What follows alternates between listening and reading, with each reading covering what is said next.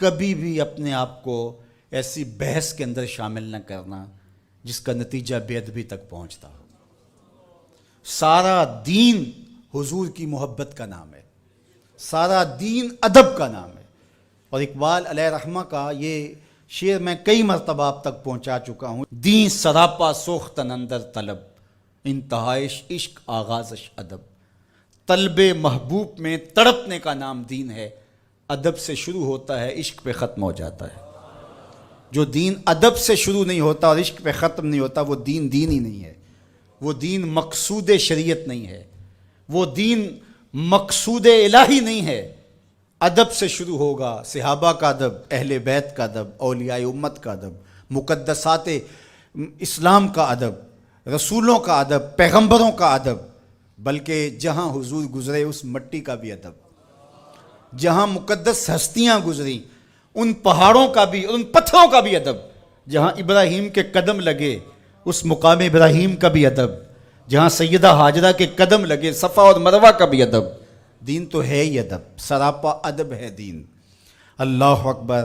اور اگر نگاہ ابو بکر نصیب ہو جائے تو اقبال کا ایک لہجہ اور دیکھیے۔ معنی حرفم کنی تحقیق اگر، بنگری بادیدہ صدیق اگر، قوت قلب و جگر گردت نبی، از خدا محبوب تر گردت نبی۔ ایک لمبی گفتگو ہے جس کے آخر میں یہ اشعار بیان ہوئے۔ معنی حرفم کنی تحقیق اگر، میری گفتگو کو اگر تو تحقیق کر کے بھی دیکھ لے، بنگری بادیدہ صدیق اگر۔ ابو بکر رضی اللہ تعالیٰ عنہ کی نگاہ نصیب ہو جائے تو پھر نتیجہ کیا ملتا ہے؟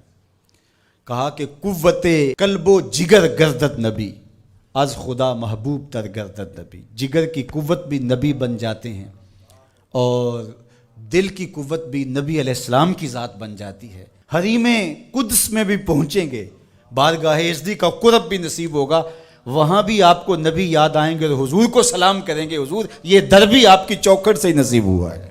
مقصود شریعت اللہ کی محبت ہے، لیکن اللہ کی محبت بھی آپ کو اسی در سے نصیب ہوگی، تو خدا تک پہنچ کر تم نبی کو فراموش نہیں کر پاتے ہو، وہاں پہنچ کر بھی شکر گزار نبی کے بنتے ہو۔ اسی لیے جب نماز پڑھ لی، رکوع کر لیا، قیام کر لیا، سجدے کر لیے، ساری نماز مکمل ہوگی، کہا سلام اتنی دیر تک نہیں پھیرو گے جب تک کہو گے نہیں السلام علیکہ ایھا النبی، اے نبی تیرے اوپر سلام و خدا کا در دکھایا ہے تو تیری ذات نے دکھایا ہے۔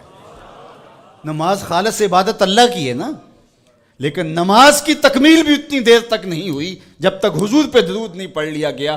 یہ سجدے کا شعور دیا کس نے؟ یہ بندگی کا نور دیا کس نے؟ یہ تشہد، یہ سجدے، یہ قیام، یہ قومیں، یہ جلسے، یہ رکوع، یہ ثنا، یہ تحمید کس نے دی؟ یہ تکبیر و تحلیل کا نور کس نے بخشا؟